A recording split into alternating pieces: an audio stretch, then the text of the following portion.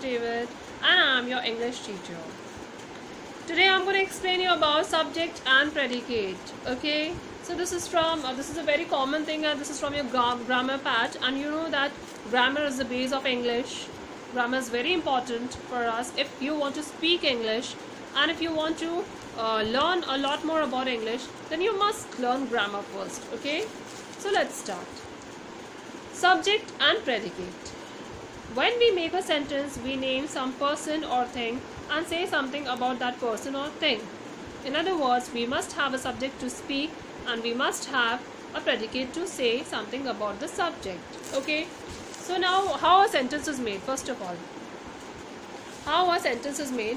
When we make a sentence, we use a subject and a predicate. Now what is the subject?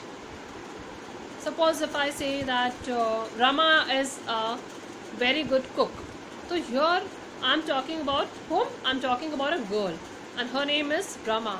So our subject is Rama. Okay, and what is the predicate here?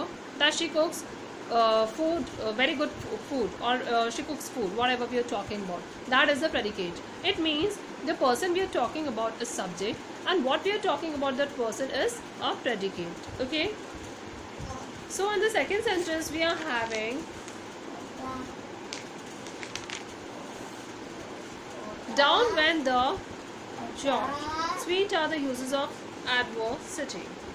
So here we are having what? Some different sentences also, but I want to explain you the subject and predicate using some easy kind of sentences so that you can understand easily.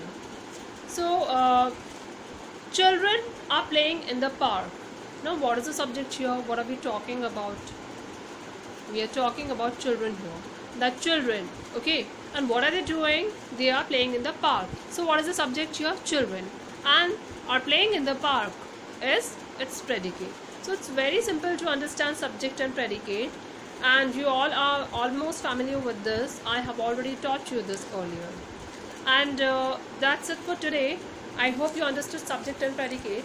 But my message to you is this: first of all, you all have to stay safe at home. Second thing, you know that I have always focused on English, that you all have to speak in English. Try a lot and try to speak in English. Anything may happen, but you don't have to leave your language.